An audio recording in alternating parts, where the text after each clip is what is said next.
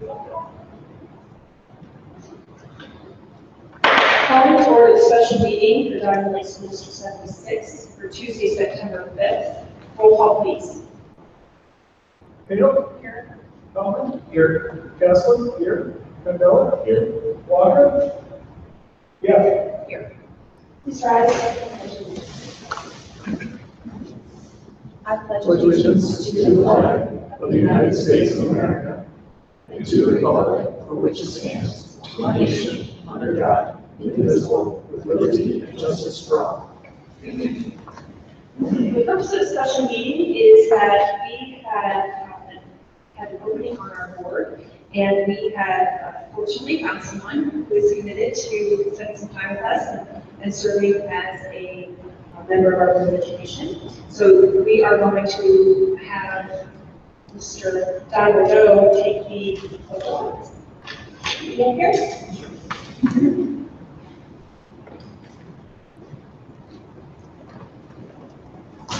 Do you want to send his? No, wherever you like. I'm good. And you're He's the good. good one, okay. You're both great. You stand here, how's that? Wherever you want. All right. So,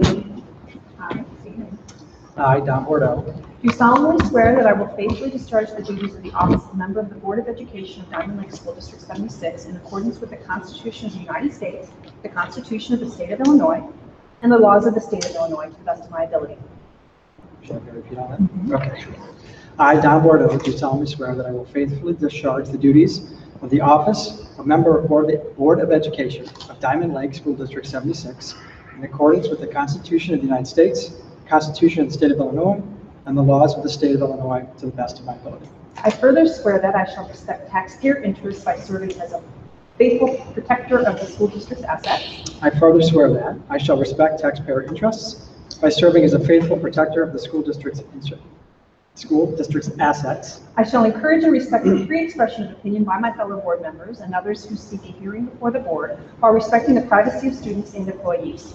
I shall encourage and respect the free expression of opinion by my fellow board members, a hearing before the board, while respecting the privacy of students and employees. I shall recognize that a board member has no legal authority as an individual and that decisions can be made only by a majority vote at a public board meeting. I shall recognize that a board member has no legal authority as an individual and that decisions can be made only by a majority vote at a public board meeting. And I shall abide by majority decisions of the board while retaining the right to seek challenges in such decisions through ethical and constructive channels. And I shall abide by majority decisions of the board while retaining the right to seek changes in such decisions through ethical and constructive channels. Congratulations, welcome aboard. We're glad you're here.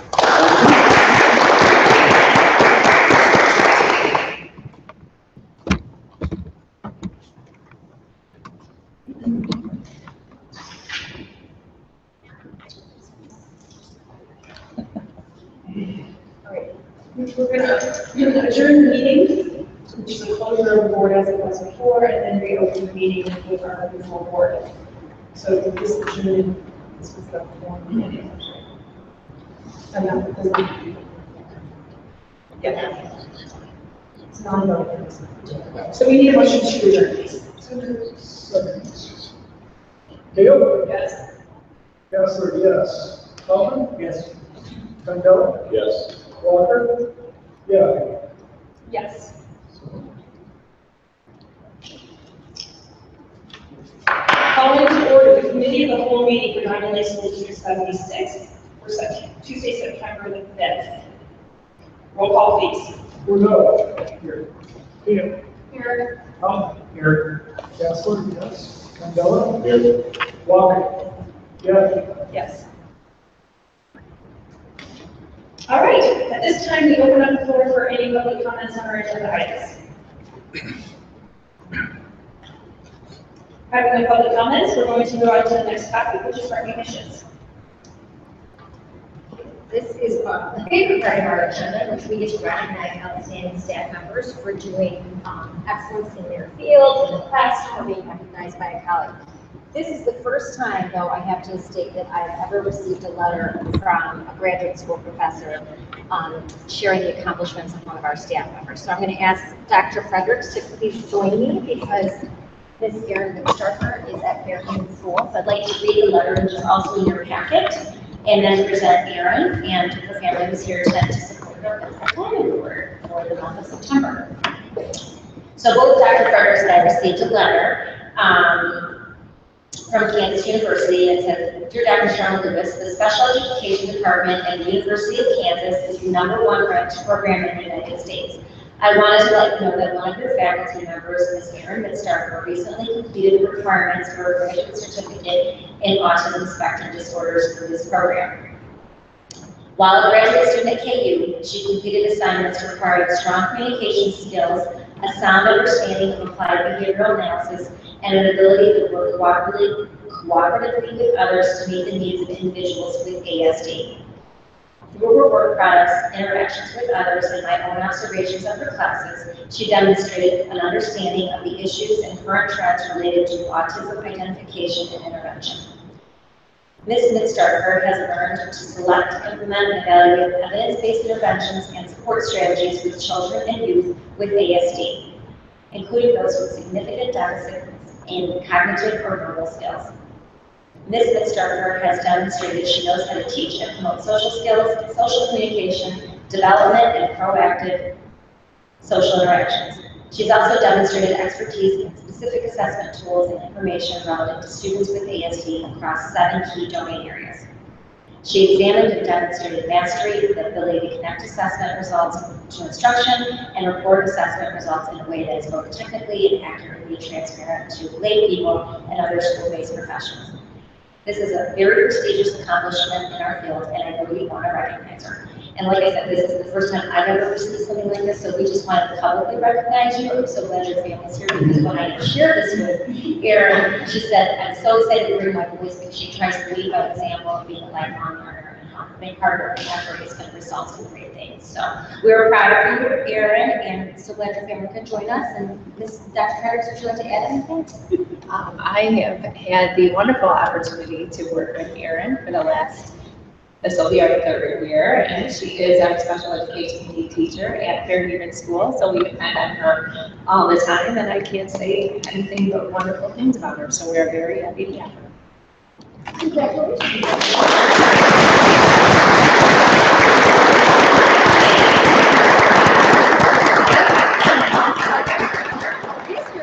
Oh my goodness. I know, we have a new lunchbox, and inside is a diamond, so only diamond board winners get this, so when you're eating lunch in the lounge, you can share. Oh, wow. Thank you so very much. Thank you.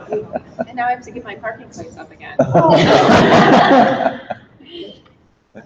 to take a picture? I'm sorry. Oh, with the dinosaur. Oh, Did you grab that? It's all new Pretty now. snazzy, did you like the new backdrop?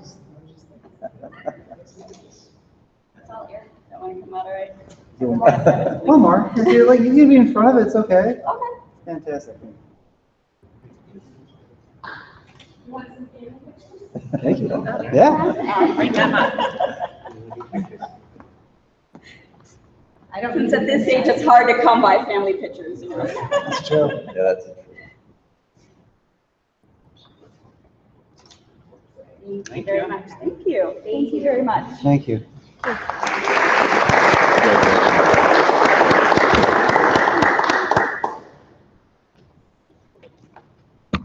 Thank you all for coming.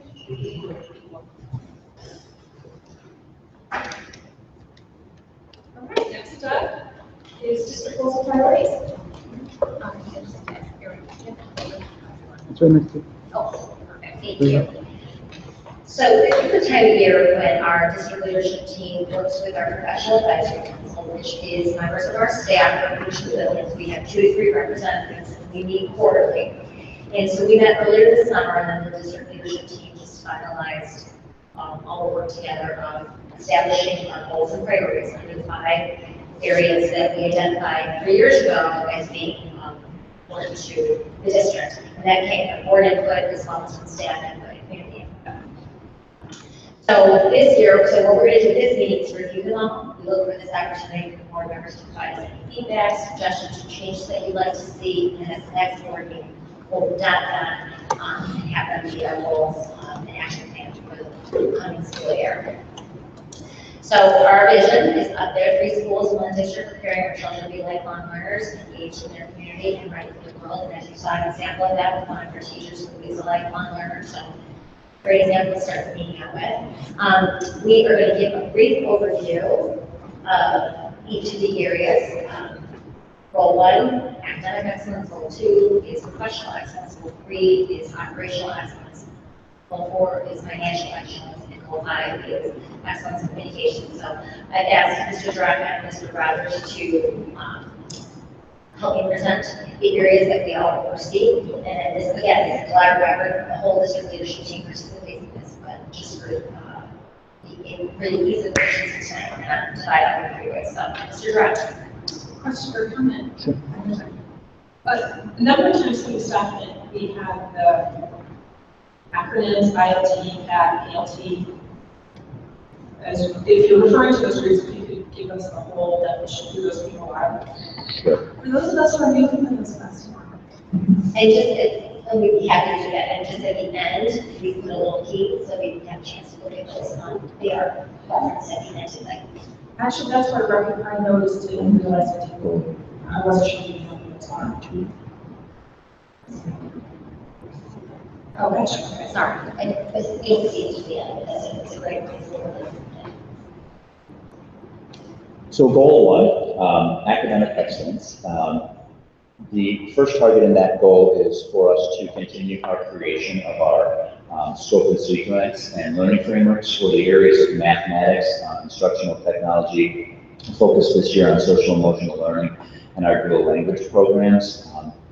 And I'll just mention real quick, because you'll see this acronym several times, the DLT is the district leadership team, which is here, and then PLT is our professional learning teams, which typically include our grade level teams or potentially our content area teams as well. We want to continue strengthening our instructional practices through the development of our student learning objectives, SLOs, which is a common acronym in education, and in doing so, our grade level teams, our PLTs will work towards that development. We're also seeking to dig a little bit deeper into analyzing our student data. The DLT, the leadership team today, sat through the Alpine training for the first time from the district leadership side. And so what we're really doing is creating a warehouse of student data that will enable us to more effectively and efficiently dig into that data, not only for an administrative understanding, but also for the understanding of our teachers and parents as well. Goal area 2 was professional excellence. I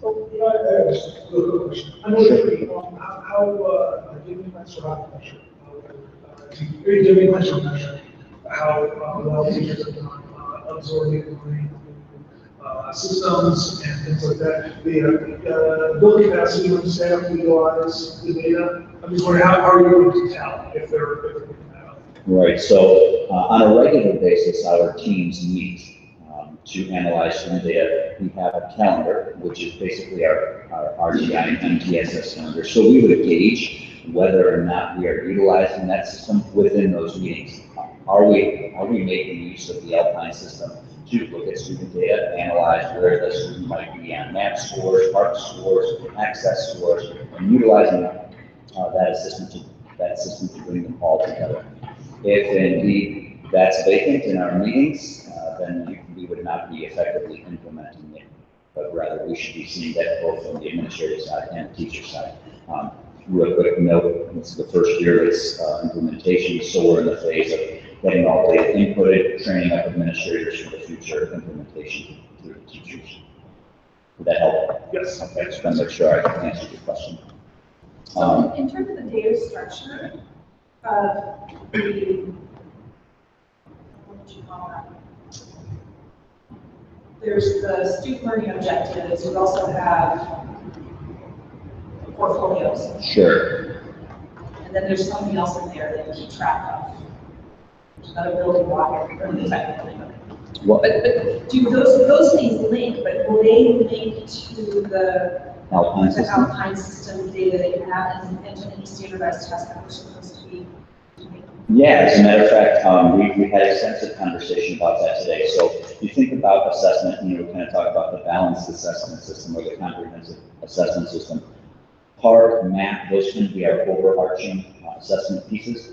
But then there's also more specific assessment pieces like, for example, in kindergarten, do they understand their letter sounds? Do they understand how to count? And we're going to begin developing our own way of housing that data so we can put it into the Alpine system to begin to track that throughout the child's year after year progress. So F&P reading results, whether, what level a child is at, Fontes and Pinnell reading results, what the child is at in kindergarten, we will assess them 3 times a year and then follow that through first grade, second grade, and third grade. So we're not only looking to just have those overarching state assessments, but also our more detailed local assessments as well.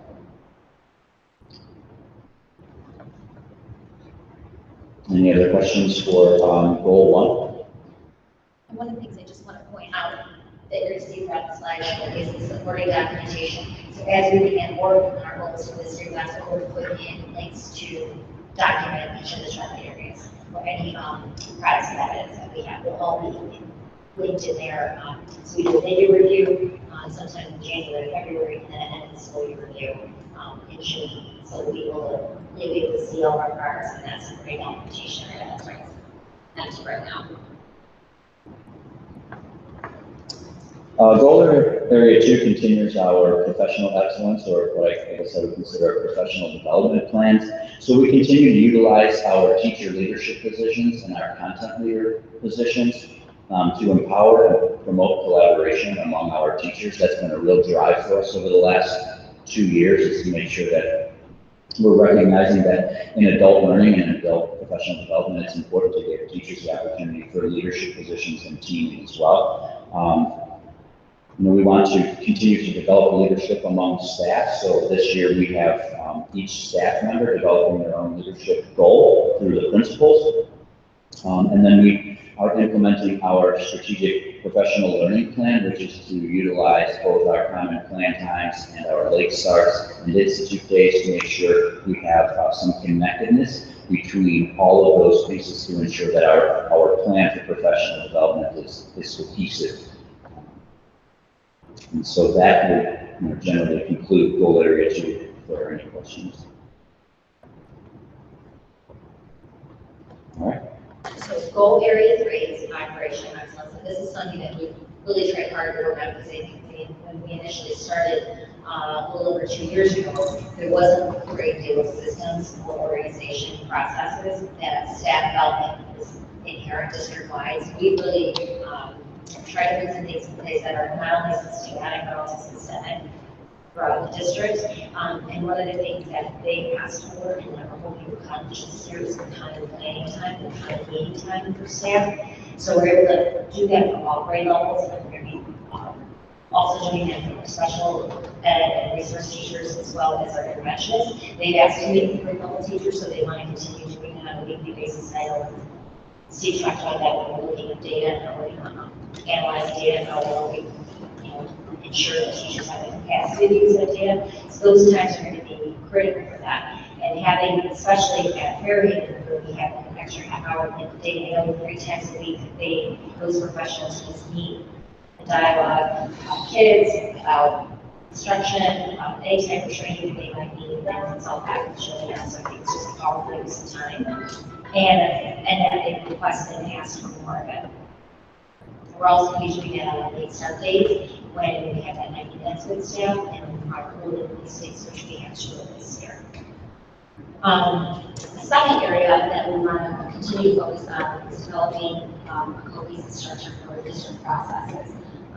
We have district, so Erin and Steve have created website for each of the departments, and so we have a lot of forms that we talked about, like learning frameworks, student learning objectives, any financial things, documents that staff need to use. Erin was able to provide on these websites. We're expanding that now to do things with building and grounds as well as for special ed, just so staff have a consistent way to get information, know how to problem solve, know where to get resources, and it's an organized action. So that's something that they want to be able to do at department, and so that it's a more transparent process. I think that's a terrific goal. Is number two, though, it seems so broad, and is it achievable?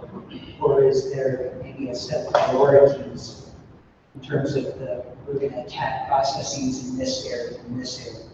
Because overall, it would just be too big an expectation for everything.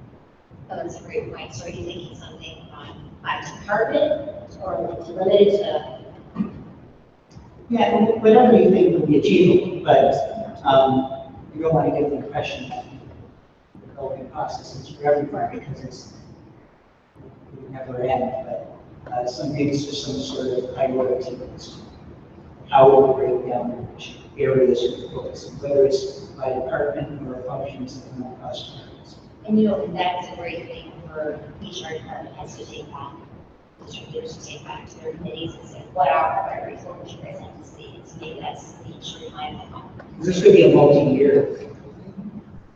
That's my suggestion. Okay, now goal area 4. Goal area 4 is financial excellence. So we overarching as we became fiscal responsible and efficient processes for long-term district success. So the target is really a rollover from last year. Since we secured referendum funding, our goal is to establish a 5-year district facility plan to prioritize and improve the facilities infrastructure and safety and security for students. So really the main crux of this plan is to identify projects that we want, we identify a timeline, a specific budget for which order it makes sense to do it for each of our buildings. That's what our construction managers here for help us get some economies of scale up individual projects, put a dollar on each one and present you a plan. So in order to go out to do these projects for the summer, we have everything identified and have to bid at the end of November. So we have projects bid out in December or January and start buying those materials to start taking to the school. So we're going to be working on this 5-year facility plan weekly until we bring it to you probably sometime in November. Number 2 is all fiscal decisions will align with the district goals and priorities and maintain focus, financial alignment, and student growth achievement. Really what we're doing is aligning, going a zero-based budgeting approach with each department to align every single fiscal purchase to the different goal areas. So we're going to be buying things, aligning with each department. We're not going to be having each school buy individual product subscriptions, different curricular needs, will be aligned with that district standpoint and have everyone on the same page from the day one when we're budgeting. We know what each department needs. We're not going to be having teachers requesting items that are outside of the scope of our different goal areas. And really the end goal is to have a budget surplus each year. We've done a really good job over the last couple of years of coming out with a surplus to build our reserves for this excellent fiscal condition, our financial condition. We hope to really continue that. I think that's by scrutinizing each decision, each purpose, we're able to achieve that at the end of the year. And the last is really to continue the community engagement process and inform our stakeholders of our financial decisions from both the business office perspective and our operations department. So Eric Hansen's done a really good job with our Buildings and Grounds website to promote progress of our district projects and all of our planning work we've done, and the referendum we're planning. So that's where all our 5-year facility plans need to be advertised. So it's really the staff and community members. And also, Dr. Sean was mentioned with our district intranet website, we're going to try to put as much information for our teachers as possible. So they have a one-stop shop, place to go. You know, they really trust where they're getting this information. You know, where when they finish physical information, they go right to the website and recycle.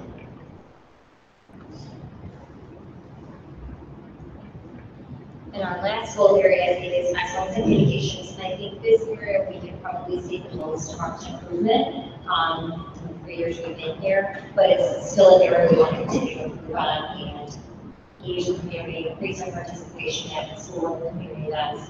And one of the things that we had to do, excuse me, based on feedback from parents and community members is just giving us more information about how their students are doing, how their children are doing more frequent and continued spaces. So kindergarten and fourth grade are going to be doing something weekly, setting up some type of progress update on how students are doing work habits as well as their behavior in classroom and just comments and things that they need to focus on. So just a weekly progress update. At West Oak, they're going to tailor it a little bit more differently since they do all of the things electronically. So they're going to come either a monthly or a quarterly update by team. And I know that the school is in the process of working on that with the leadership team. But I think overall, we want parents to be informed and stay up to date with current information on what their students are doing in school. And it's not too late to catch up on things if we do notice some areas of need intervention. Secondly, I think, we've heard this throughout in each of the goal areas, is just to update electronic communication and making it more timely and relevant. I think, as Mr. Rogers referred to, Mr. Hanson done an excellent job on our website, as well as the department websites and our staff. We tremendous keeping our staff informed. We want to continue that with our community, with our social media, and in my school. So we're actually getting together in the next couple of weeks to talk about what is it that parents want to know, need to know. We're going to put out a survey, and then each principal is going to tailor it personally to each of the needs at Fairhaven, what are the needs at Dime Lake, what are the needs at West Oak, and excuse me, teachers as well as principals are going to be sharing that information through our website, whether it's Facebook, whether it's Twitter, which is different modalities to send out more current and relevant information. Our website is great, but the principals all have the same letter of the same year, so that's something that we want to just change. They just want to take time. So that's just one example of some things that we want to improve. And then our third area is something that we focused on for the past few years, which is increased family engagement at school district events. We're going to just continue promoting things again electronically, paper copies, social media. But one of the other pieces we're going to do is, and you'll see a little bit later, that Mr. Hanson started to collect data on who's attending, any feedback that we're getting. So we're going to keep my address participation rates and what we're going to do differently to engage more people and with increased participation. So that's just an area of continued focus. And then, as Gabby mentioned, there's the key of all our acronyms, something that we are so used to speaking in acronyms in education, but for those of you that some of this may be new to, those are what each of the teams who they are, what they stand for. And one thing that we added to this PowerPoint, so we looked at it before the weekend, was some research that Steve shared with us. It's just, sorry, go ahead, sorry. And I just make a comment or ask a question on the last one. 5? Yes, please. Okay. I think the communications are outstanding. The website, all the flyers, the newsletters are outstanding. And these are good goals, but one area of stakeholders is the community beyond just parents. And particularly when we get into past referendum, so we have a great story to tell. So how can we tell that story to the broader community? Yeah, we're spending money on what we're doing. And I love the idea of having it's accessible. But some type of communication to a broader community to either bring them to the website or something special. I mean, one example would be something to realtors. One of the challenges associated with people who really don't understand and know the district is that there has to be made a perception of this, perhaps. But there's such a strong story to tell. Is there a way we can get that message out to the key stakeholders in the community? And again, can't do everything, but just That's a great suggestion. And one of the things we talked about is we're going to do a briefer version of the Diamond as just our monthly newsletter and do more comprehensive biannual similar to what we did when we were starting our project, is that vision, that we send 6 vision students, something like that twice a year out of plans. But I like the idea of maybe going to the chamber and seeing if there are realtors or other businesses that could get more current information about us and what we're trying to achieve. It's kind of my suggestion. So one of the things that struck me about all the work that we've been doing is the research on highly effective systems, and they pretty much say the main goals and initiatives focus on student learning. And I think all 5 areas that we talk about, ultimately, everything that we do, even the operational, financial, and communication piece, is going to lead to higher student learning and student engagement growth. And then establishing a structures and routines, developing a balanced assessment system, as we talked about. There's so many different things that we're looking at, not just map data, but we're looking at PBIS data, we're looking at attendance rate data. We're talking informally in subjective data from teachers, so I think that's very great. Just looking at balanced assessment systems, it's not just the traditional paper pencil or computer pieces. And also using multiple measures to inform improvement, accountability, and communication skills. So not just our website or social media, but that we were saying earlier, John, even to our businesses.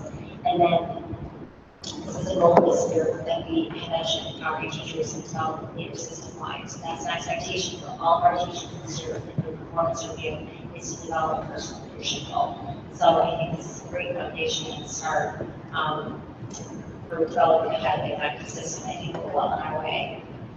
And then lastly, what are our next steps that we're going to be doing this year to make sure that we achieve our goals and monitor our goals is all district teams that were listed in the document, and we'll work on the leadership action plan and provide the documentation documents. So all the committee work, everything that we're doing is both leadership teams is what we're doing, as teacher leadership teams as well as the district, and the professional advisory council is working on these initiatives and making sure that everything has support and evidence to document our goals and our accomplishments. We're going to monitor it weekly, so every week we keep this on our agenda, just giving an update of how we're doing on our goals, by committee, by department, by grade level. And then principals meet with their ELTs, which is building leadership teams, on a regular basis, and they will go over monthly how we're doing as building, how are we achieving our goals as building. And then PAC, which is what I referred to earlier, we're initiating the implementation of the Professional Advisory Council. They're going to review feedback quarterly. So they look at a larger lens as a district, how are we doing? And I think consistently, just communicating, collaborating, and focusing continuous improvement really helps us all work together, keeps everyone on the same page, keeps everyone informed, and are running in the same direction. Can you remind us more on the PAC? So the PAC is 3 to 4 teachers from each of our buildings, as well as the entire district leadership team. There's one. There's one. And they're the ones that created the development of goals after years ago. And so they help us write what areas as a staff and represent the staff, what areas they think are areas that we need to work on. So there's a lot of teacher input in developing these goals.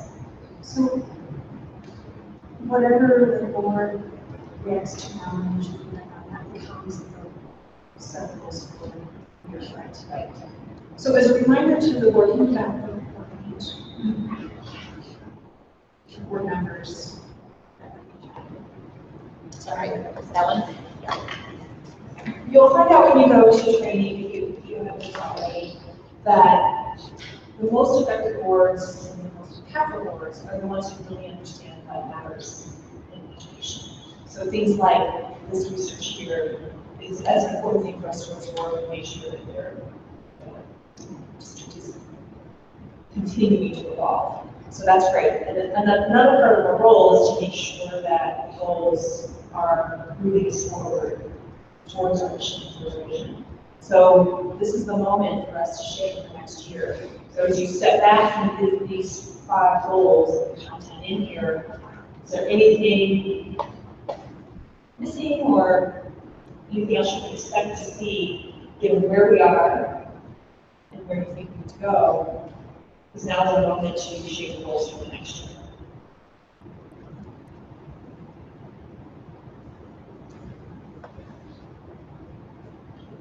question of goal one. So I know that last year, this is kind of a build on what was the goal last year, right? For the different topics, correct? So do you go back to those topics that you've already created scope and sequence for and kind of mapped out and do kind of an assessment and say, you know, is this working, is this effectively being implemented, should we tweak it here, or, you know, things like that. Do you do a periodic review of all those topics?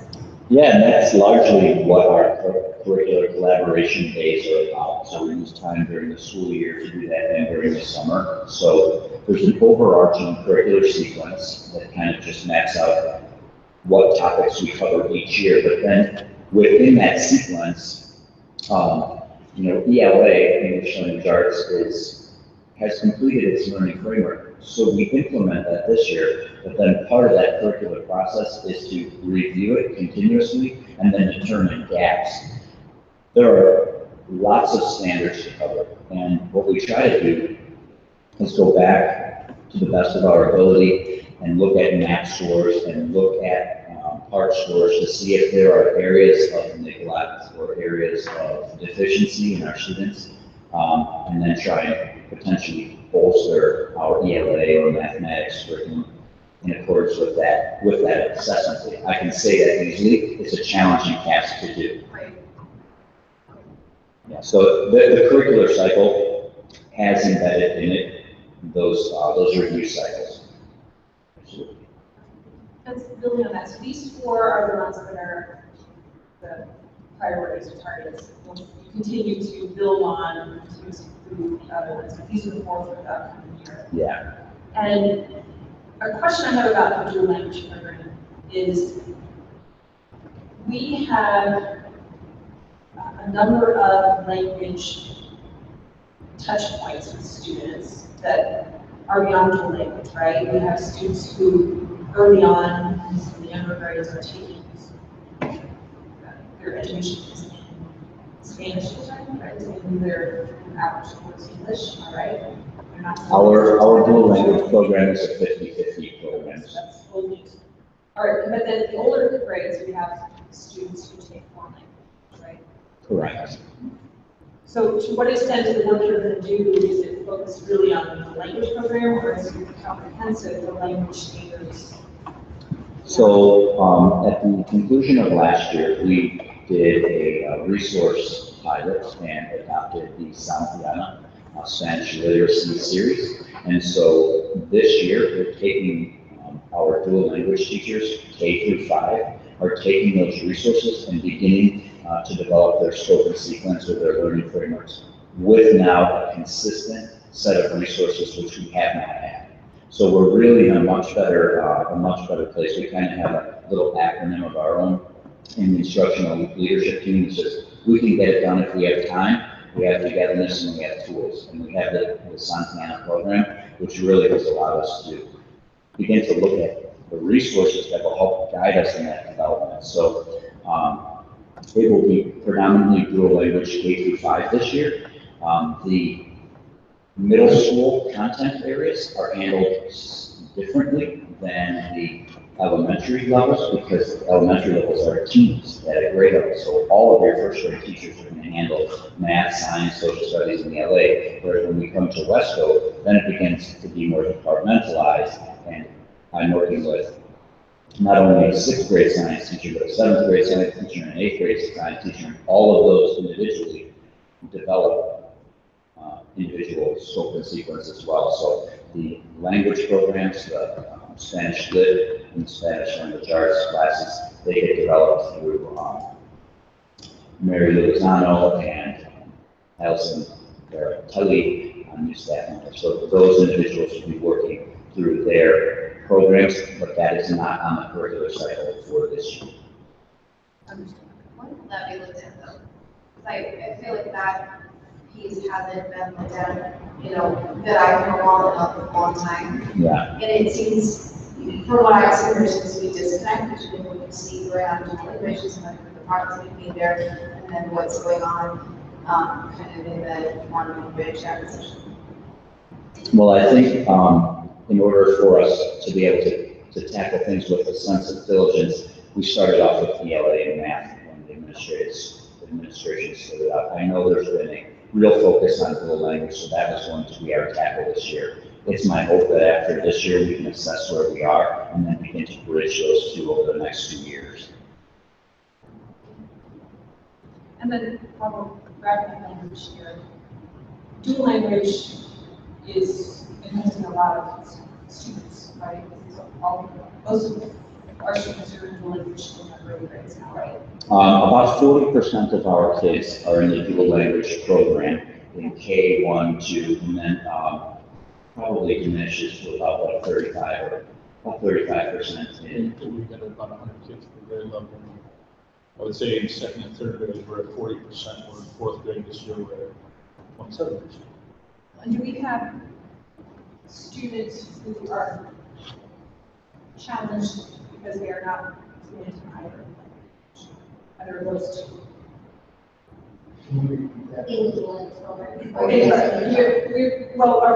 Clearly when we have a lot of focus on English and Spanish, we have some students who are not speaking either of those languages. Speaking? Or So they were learning, so their native language would not be English or Spanish. We have children who are struggling developing literacy foundational skills in either their language of origin or a language they're learning. So if they're native English speakers and they don't have the right supports and they struggle, we've had children in either language not develop literacy skills, which then causes new challenges in supporting and providing opportunities for children. Right, but I'm just trying to size, are there other language challenges students have because we have their native language is a different language? So for example, we have English language learners who is native language. yes, Correct. Yes. and they receive services for those language deficiencies. And then as an extension of that, is there any current growth in those services over the next year? Is there any, what, I'm sorry? Are we going to try to enhance those services or evolve those at all as a part of this next year's goal? Yeah, and we have, as a Board of Education and as a district leadership team, we have really bolstered our intervention model over the last 2 years to do exactly that, to provide EL resource services at every grade level. So without a doubt, we have a really quality group of people. 2 new staff members this year at Fairhaven, and with a leave of absence, we have an additional one at Diamond Lake, and then also at Wesco with Mrs. Enriquez. So we're really trying to support those students. Absolutely. As we talked about in, I think it was goal 2, I apologize, goal 3, with spending more time in professional learning teams. Each one of those teachers attends this grade level teams and meets with those teachers. So not only is it just grade level teachers talking about what's happening in construction, it's also how do the resource teachers, EL, special ed, and reading support what's going on in the classroom.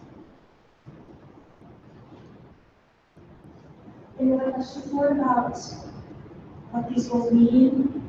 There's something you would like to see that's not here. For me, anyway, maybe the question is, it's a very like first night. Because many of these seem like they're varying degrees of maturity, some may be relatively new physical, some might be things are carried over, some might have relatively planned. For me, there isn't always a direct connection to the intent of the goal or the target. So almost having a like goal 1, item 3, it may seem obvious, but analyze student assessment data to guide instruction and meet individual student needs. I feel like the 2 ... is missing. So I think the obvious thing we all know is we have some idea what that plan was there, but is it to drive adoption, behavior, scores? What is it trying to do? And I'm thinking, if I'm thinking 12 months, like this year might be change behavior, next year might be change score, whatever that might be. So I feel like we need like a 2 statements in some or all of these, just so that we can be very clear about what we're driving to the target. And circle back on the question earlier, if at all possible, if any of these, I'd like the supporting documentation, but I'm a metrics person, so for me, I like to see what is the baseline you're trying to improve. And again, if that baseline is simply we've never had it, therefore we have to see what percentage of people are using it. That's simple, but I'd love to start to see how we're going to measure against what we think we are today. So that we were bring out weekly with yourselves or whether we're getting up to the board, we have a sense of a baseline, net positive change or net negative change. And then you can speak to the activities you're taking against those things. Those are a couple of things I feel like would be helpful for me. I don't know if it's helpful for everyone else, but. No, we had that discussion, it's interesting to bring it up, because when we were developing them, I think the majority of them, we all said, well, it's to increase student growth, or to increase student achievement, or to do this. We're doing all of these things to ultimately, boost student achievement and increase student growth. So maybe we have to go back and just tweak it individually, because it may not be that specific for all of them. That's ultimately the big pie in the sky that we're always to achieve. Like you said, maybe this year, we're getting teachers to analyze and present data. Maybe it is just a change behavior. So it becomes a normal process of that. Right, and maybe all you're doing over the next year is measuring what percentage of teachers are putting the data in and actually using it. Right. You're not worried about the impact as much just yet as you are on the behavioral change. I think it's really important to understand that you're trying to drive whatever activity is necessary to feel comfortable with that target. Then it would be sort of going on how to make us always, that any of the rules, to keep in mind, like I was mentioning, that it's measurable in some way, that we can measure it, that it's achievable, and then we can measure that achievement, so that we get at the end of the year with, be excited about what we got. It's the SMART goal process. It's the SMART goal process, absolutely. And I think adding some of that specificity you're mentioning will certainly help. All right, any other comments on this? No, thank you for your feedback. Okay, next up, this is agenda, we're making, we have no action to, we're not taking action on any items tonight or any votes, but we do have one item. So in the packet, for those of you that are new, we usually have, we're a member of the Illinois Association of School Boards, and they put out a press issue of updated policies and their administrative procedures twice a year. With the transition of our board secretary, this was decided for a while, so we are reading it in March issue, and usually happens like March, April, and then September, October. So what we do then is we provide you with a press copy of everything that ISB is recommending you do. A lot of the times it's just footnotes because if there's some laws that were updated or changed, we just add those into footnotes. Or we'll add a new procedure specifically to make it just a law. So in your board packet, you'll see the press issue, number 94 from March 2017. And then the second attachments, set of attachments, are the actual policies. And what Daisy has kind of done is above each policy, she put what are the changes, which is something brand new, and it's actually based on feedback that I received from some of you. Has it together, and then Cheryl this year we have to kind of go through all 20 policies. We know it's just put no change, we did a policy, no change. So we went through that, and then this is our first reading, and then on the second board meeting, if there's any questions or comments, then we'll adopt on the second. And then the next meeting in September, the second reading and final. So this is just an opportunity to just review in the next couple of weeks. How does this relate to the policy committee? Well, we used to have a policy committee, and that was with Adam and Laura, so we would just read them, go through them, and see if there's anything specific we wanted to make. 90% of the time, 95% of the time, we'll make something, ISB changes, maybe tweak a few things to personalize our district. I think we did that once, and then 2 years later, we looked at it. But we would like to continue with the policy committee, we can do that. We'd like to do it as a whole, because we put it out there too. I think we actually,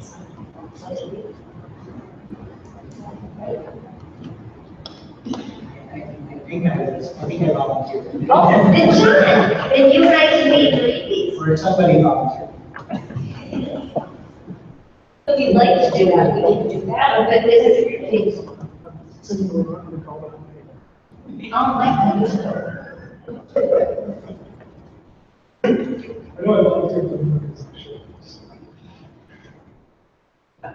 Well, but it's an open board question. Do we want to assign as a policy committee to dig a bit deeper on these? Or do we want to be all in on that? If I can add on to that question, one believer in maybe it's only on specific ones that need to be, not just footnote ones, but maybe if there are a few we can pull out and then review them individually rather than ones that are just legal references or legal updates or program updates. Just a suggestion.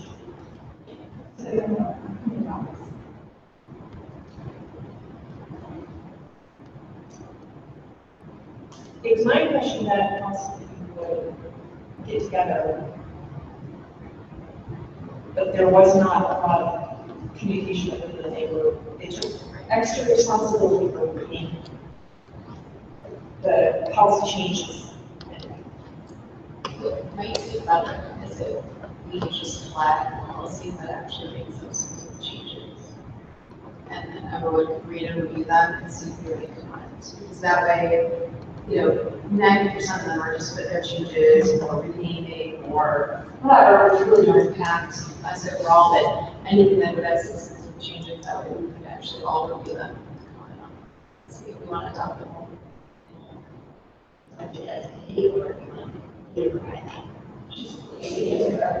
I'm suggesting for everybody, so if you would flag those, so like, the easy that I think is extremely helpful, and that so you can see, this is just this version, whatever. But to then be able to go back and review where the specific changes actually are. Policy, right, or all of them. No, I think all of this within these five would be useful. I personally think that there is value in all the members skimming through what the policies are and reading the ones that feel like they don't, what's in the content. So there's value to all this, I guess, I will be the same. Okay, so I think you guys are off the phone. Oh, we're not. Oh, everybody else. Yeah. Unless there comes a moment when we have a policy or policies that really need some time to that, then we might get volunteers to take out one. But does it matter me how many some of these policies?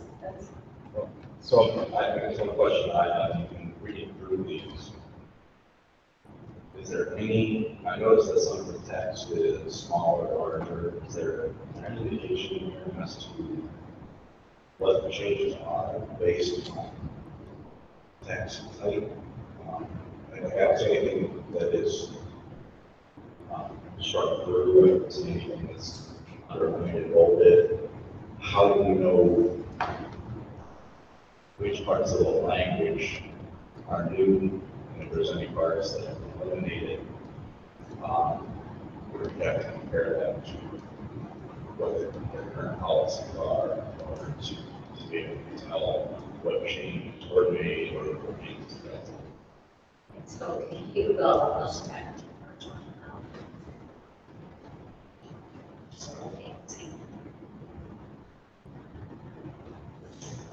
So the first policy is 2:104. So the actual policy said, no school board member shall, one, have financial interest directly or indirectly in any contract, work, or business of the district unless permitted by state or federal law, or two, solicit or exempt. That's the policy. And then it continues on the next page, which is strange. Right, I know, right. Gratuity favors or any monetary. So that font, that's all the policy. And then all of the smaller size font, that's where all the Those are the footnotes. so they can laws, right? And so the red, the red is what the school board is saying, or ISB is saying, the footnotes, have been updated. So it's that little red sentence right there is you know, it crossed out, right under the line, that's it. The only change on the 2 pages. But if you go to like 4:15, because it was like 200 classes within Yeah, right, exactly. But I think that red text is just sort of the disclaimer, or Right. not disclaimer is not the right word, but that's just the instructions that before you publish the roll, so. It's not showing you what's changed. Yeah, hold on. But there are places, and I think like one, have an example one, where the content is all different within their. Yeah, within the actual policy itself, the text of the policy defined as different, I noticed that as well, and I don't know if I'm going to be. but it's not an indicator that that's what's changing. I think it's If you see things that are changing, they'll cross it out, and they'll show you the change in how the footnotes are, divided. The policy is first, when you're looking at 415, do you see that line like start? Yeah, you know, I understand how those come together, it was just, Different changes in font sizes. until, you know, so there's. Crest Plus used to have a pretty comprehensive strike through system. I worked with it a couple of years, strike was I'm not sure if they've gone away from that, I've worked with things, you know, typically something like that. I wouldn't go back. Yeah, we have it. Oh, and if you look at the actual test issue, it comes with all of the updates, like it has 2, 100, and then I listed out in that really long attachment is the actual policy, but then it tells you in the beginning of the attachment. That March memo. Yeah, if you look at the March memo and in the beginning chart, it lists the number title and then the revision descriptions. And then you can go into the rest of the packet and then. So it's almost good to look at it side by side, like the way that I review is I do my press issue on one side and then the policies on the other, and just do a cross check to actually see them. So, and Daisy's right, if you go to the first attachment, which is your March 2017 memo, If you're referencing the last page then, oh, I see. page 6 and 7. It would be in the beginning. I see. So 6, That 7, is a revision of the policy. Yeah, I didn't get that. But it was, so like they will tell you what exactly, right? Yeah, the actual memo, the very first attachment, if you scroll to page. So this actually has strike throughs and underlines, strike throughs for us. What they take out. So they have, press release this, they have a page or 2 up front in paragraph form that talks about some of the important issues. For example, there's gender, bathroom direction that's come out of the Trump administration relative to the prior one and what the state laws have. So they kind of summarize that issue, even if there isn't a decision yet. So there's a page or 2 of that kind of hot topics type of thing that they've summarized for us. Then they had sundry pages that here's the number, the name of the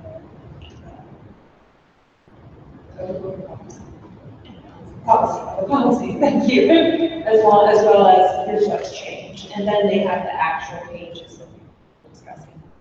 Now, for the most part, I would say a very large portion of our policies are the ones that press has recommended.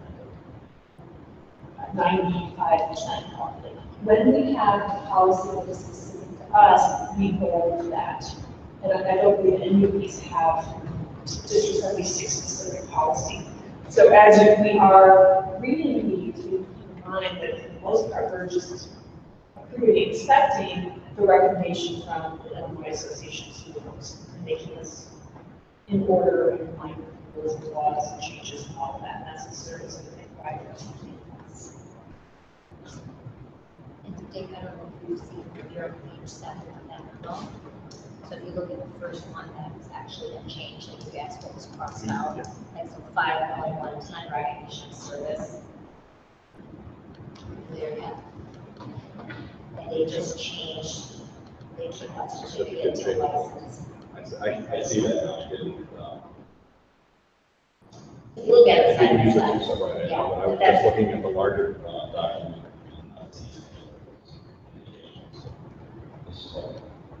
So Jay, you good? Yeah. Okay, and then, so the next process we have here is the first reading, so first exposure to it.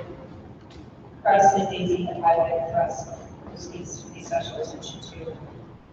Then the second reading, we'll see this all again, without annotation, without footnotes, and that's going to be allowed into receptive. And that's what I'm doing next week probably, right? So that's the process. and for Joy's suggestion, if there's something that's brand new, that we need to flag, we can pull that out. Attention to it, discuss it as a whole word. Most of these are, no changes, we can set benefits. As I was going through the content, these are not questions about changes, these are questions just about our policies. And how we are operationalizing the policies. I noticed that there were several things that are required, and I'm just wanting to make sure we're actually doing these things. There is in 370 something called succession of authority, which is something so the superintendent is supposed to provide to the board, which talks about what would happen if some of these key leadership positions are not available. I don't know if I've seen one of those or if you think it's important that we have one of those. On 415, it says we're supposed to do training for anyone who has access to Social Security numbers. Just wanting to make sure that we've implemented anything to do that, or we should talk about it. And then there's something called pandemic planning that. So, I don't know if that's something that actually has happened. What number is that? Oh, 480.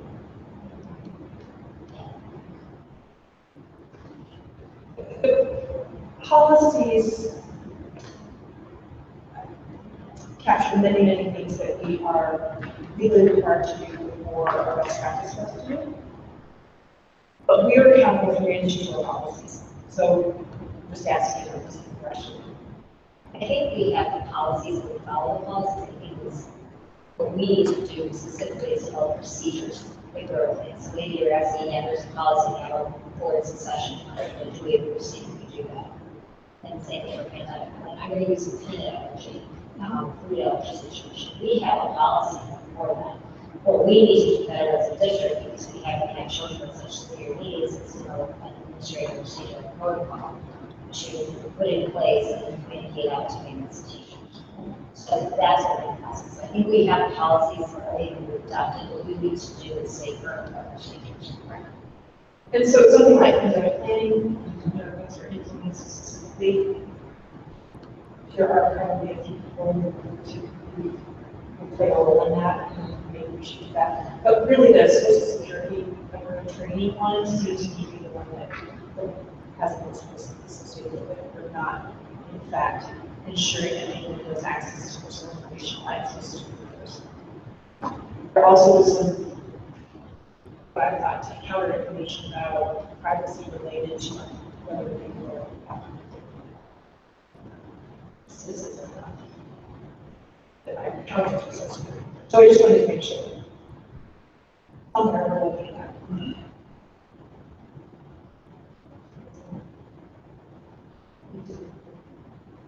Is when it comes up.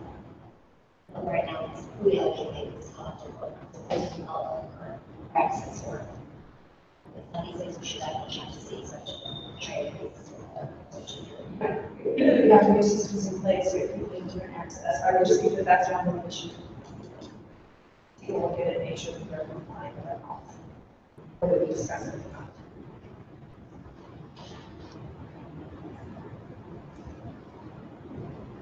Any other comments or questions on policies? Okay. So So moving on from our business agenda, the next item up is board discussion. One item for us.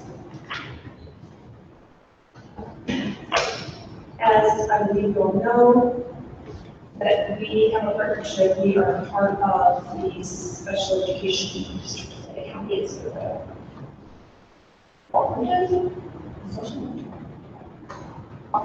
It's a cooperative. We have services from CEDAW. We have some students who are actually on CEDAW property. The superintendent from CEDAW is Dr. Thomas Moline, and he is retiring at the end of this year. And so we have a responsibility, we're governing all districts who are part of the co-op, they role as governing members. And I have taken the responsibility of sitting at the actual CEDAW meetings, but any of us can do that. I welcome other people to put here instead of me. All this to say, he is retiring, and so the CEDAW organization has contracted with Schools that Connect, which is a search firm to specialize in finding superintendents. They are having a meeting at 6:30 on Wednesday, September 13th, which is going to be a focus group to talk about what kind of things we need to look for in the next superintendent for CEDAW. And they also have an online survey. So I want to make you guys aware of that. I'm planning on going to the focus group that you want to come with. Great. If you have any thoughts about it, that's really open to all of you. If you have any thoughts of what we need to be looking for in our next CEDAW superintendent, hang them my way and I'll take it to the focus group and the survey. What's the date for that? It's Wednesday, September 13th at 6:30. I think Grace Lake on that campus. Basically, we're doing the exact same meeting, or similar to the state board, on Friday for all of the county superintendents of our co-op. So we'll have a moment there, and take feedback from Julia on that too. Okay, good. So let me know if you have any feedback on what we should look for CEDAW. Do we have other board discussion topics tonight? Okay, we have no freedom of information requests this time. Notices and communications? Everything there is just information, and I know Mr. Howard brought this up last time, that we got the official, it was a day or two later after the last board meeting, that are celebrating from 4 to 8. So I want to thank publicly Mr. Howard for initiating it. I think those are some things that take, like you said, to local leaders and businesses, showing the improvement. The Question on that. Was that just for that type of school? And is that how many? We were 4 out of 10, or 4 out of 10, now we're at 8. And what are we on the other two schools?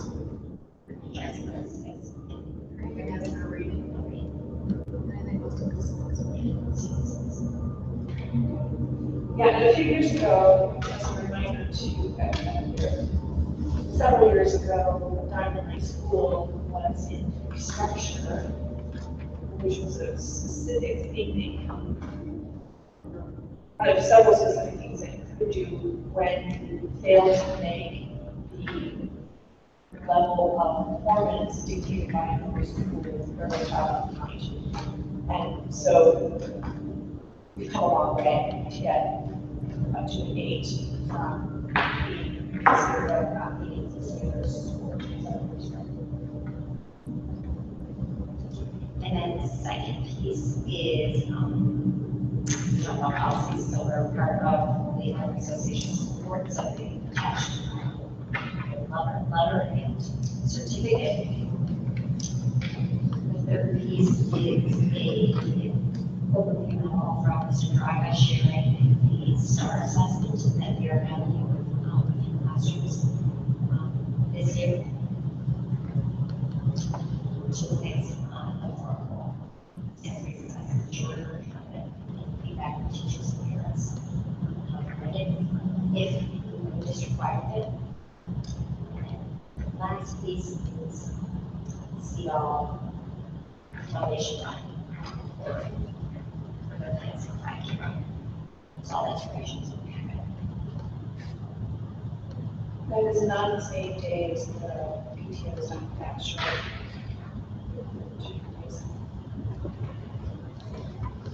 And thank you for listening to my answer. We can get about that. Senate bill. Absolutely. Yeah, so, Senate Bill 1947 is really incorporates Senate Bill 1, which is what most people have heard about. So that recently passed. And it's been pretty much a landmark funding change for school districts in Illinois. And nobody for sure knows how it's shaking out right now. There's really not been a lot of information yet. And the first formal release from ISB today, a presentation about it. This is a nice 45-slide presentation I've been going through. It really tries to lay out what the funding formula is. One of the biggest parts of it is they lay out what's called the advocacy target. So that ISB assigns an advocacy target for the school district, and that's really the target. We want to get 100%. That means they're 100% funded per student, how they say, teaching them. So they'll assign everybody an advocacy target, and depending on where you're at, that's how much additional funding you either get or potentially lose. So the goal that everyone wants to stay under is 110%. They're over 110% adequately funded.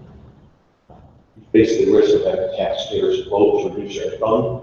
So everyone wants to stay under that, and Lake County is really the only region that's at risk of going over that. They're really bringing money down from Lake County to the southern districts. So we're at 82%. That's our kind of preliminary number, so we're good in that aspect. And the best part about it is we're still set to see additional funding. So they rate it 4 tiers. Here, tier 1 to 4, 1 being the least adequately funded. So a lot of those southern districts are going to be getting first priority for additional funding. We fall in tier 2. So once most of the money is redistributed, we kind of fall in the next line. And right now we're set to see about $80,000 in additional funding. So that's going to be where the state grants. Take a look at the local property tax, the state and federal, and they see where you're at. Yeah, advocacy parts were roughly 82%. So they'll say, we're going to give you a portion of that to get you more adequately funded, and we got, getting about $80,000 additional. Erica, what is actually the calculation? What are they, is it spending per student? What is? That's definitely the most complicated part. So they list on 27 factors, and they really rank on how much you spend per teacher. They list your teachers, your class size, your enrollment, your low-income population, your ELL population. They look at a lot of those factors and have put it in some calculable criteria. So they say 27 essential elements towards your district's advocacy targets. I'm looking at it right now, there's a lot of, basically, your teachers, how much you spend per pupil, and how much you get local property taxes, and your state taxes. So that's the most confusing part, and I didn't really find out until recently what a potential advocacy target is, because I'm not going to listen to that. I know we're tier 2 for sure, though. So once we get some more information, I'll be providing more detail and memo with what we can expect going forward. The good news is we're not at risk of losing funding. They'll maintain a minimum level of funding with every district's guaranteed to have. This year's kind of benchmark. You can't get lower than that in state funding. Your only potential is to get higher state funding and potentially get lose some property tax revenue if they are higher. So the districts like Killdeer, they're very, very well funded, so they're potentially going to get taxpayers. The 10% of the taxpayers vote to reduce the ed fund, they'll potentially lose 10% of the ed fund. So for that, $3 million. So hold on a second, we're talking about impact on the state funding that they're getting? Or could it actually affect how much they're getting from property?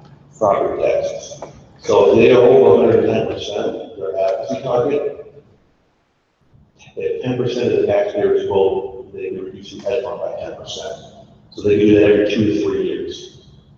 So if a district like Killdeer is getting a lot of money from their tax levy, 10% of the ed fund would be a ton of money. So those districts are at risk of losing the most. So the impression they're using the reserves that the home is built up. So there's a lot of different calculations that are gonna go into that one, but the hope is no district's gonna run into that. Lake County's the target for all. They're getting the most money. And so once we get some more information, we have to shoot surrounding districts where they're at, just to get a base idea, especially where, our kids are gonna be funneling into.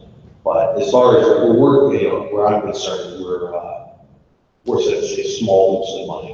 There's one other interesting part of the funding formula as well. There's potential for districts to apply for a grant. They're for the property tax relief fund.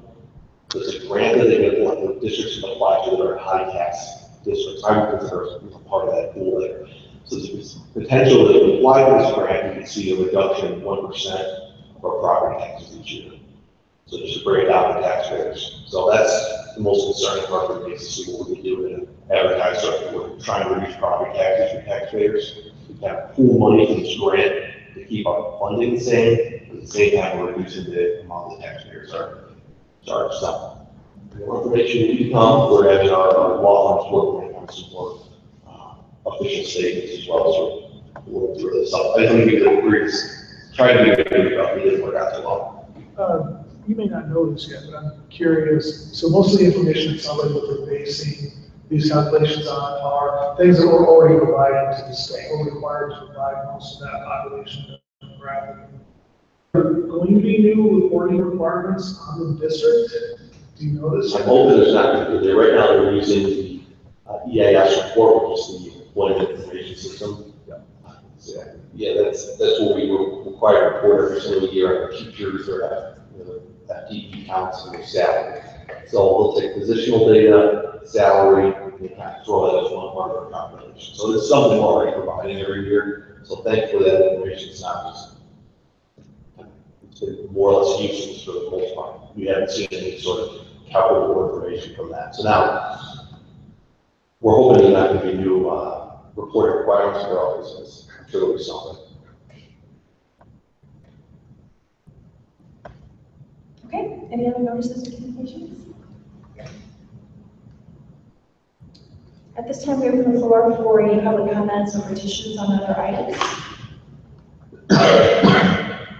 Having no other comments, we'll move to others.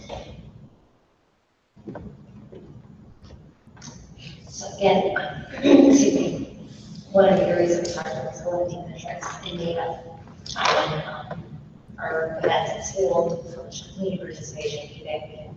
So Mr. Hanson put together from surveys that we asked parents on back to school night. Was a change in times, and it was from what morning to evening. Was that beneficial to you, and did you find the information that was presented useful? So as you can see, we had some great feedback from the parents who did participate in the survey. That 85% of the time frame was better, and that 73% of the program information was helpful. So, we're still looking at the comments that we're going to look at with the PAC, which is our professional advisory council, and seeing what any changes and improvements we can make for next year based on those comments. Just wanted to have that for your review. Can I comment on that? Sure. So I think in talking a lot of other parents, I'm not sure that parents realize that that was meet and greet / curriculum night, and we were getting curriculum information. There you go. And I myself went to all 3 of the schools and didn't actually, and I filled out the survey at curriculum. I didn't realize I was commenting on curriculum night, or the curriculum for the presentation. And then after I went to West Oak and I opened up the folder and I saw something about curriculum, I was like, oh, I think I'm supposed to be commenting on the curriculum. And I think I sent Mr. Powell an email saying, hey, was that curriculum night too? And so I think the parents, I'm not sure that the second question, you got an accurate response.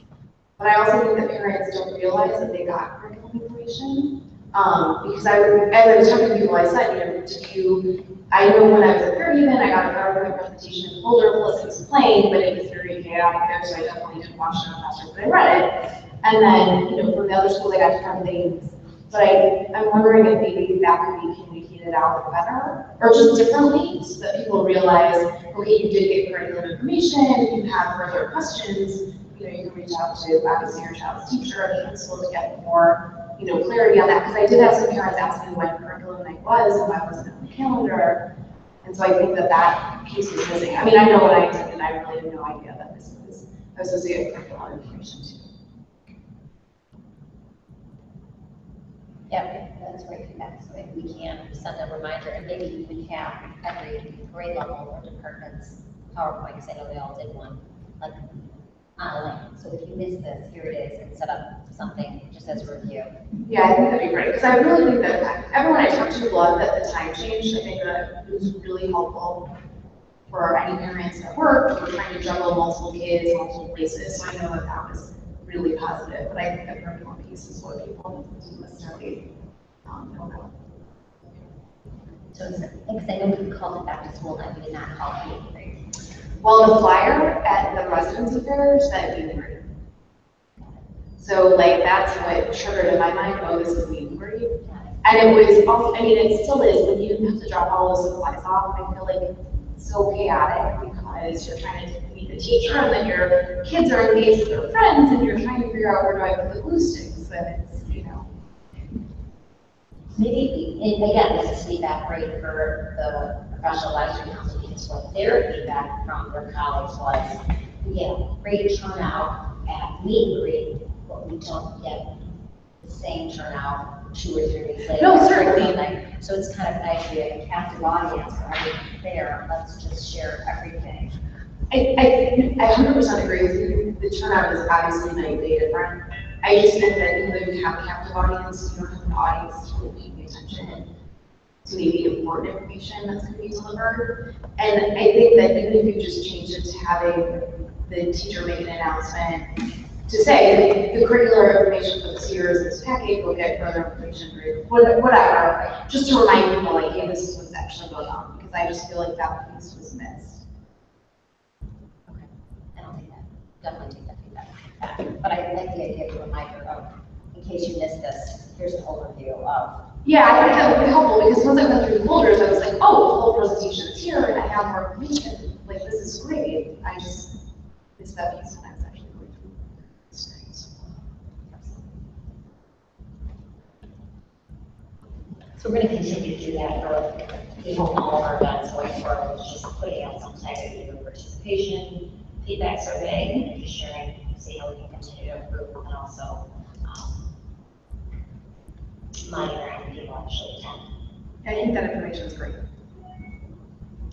And then the second attachment is the 6-day enrollment, so we have to turn it into Regional Office of Education. So the first attachment is what we turn into the accounting, and then the second attachment is personalized to our school. And so it engages up with what I think was done in the past. So at the second being able to end the year last year, we didn't just have that information available at this time. So it was end of the year last year as well as CL end of last year. So basically compare where we were at, where we started out, where we ended last year. So we'll have that in the next board packet. Okay, any other others? A quick question, it's actually for Mrs. Ravage. Is there anything going on this one, feel there's going to impact the execute the bonds? No, they were really waiting for the Senate bill to shake out, so now that that's settled, we actually plan some of the bonds on Thursday or Friday. So we're going to pre-pricing call on Thursday. The plan is really to issue them after the pre-pricing call or on Friday. So yeah, this is the biggest holdup. Any others? Okay, this time the board is going to adjourn into executive session for the appointment, employment, compensation, discipline, performance, or dismissal of specific employees of the district or legal counsel of the district, including their testimony on a complaint lodged against an employee or against a full counsel validity, and the discussion of minutes and meetings lawfully closed, whether for purposes of approval by the body of the minutes or semi-annual review of minutes as mandated by section 260. May we have a motion to adjourn to executive session? So. Second. Hill. Yes. Candela. Yes. Bordeaux. Yes. Altman? Yes. Kessler, yes. Walker? Yaffe? Yes. Everybody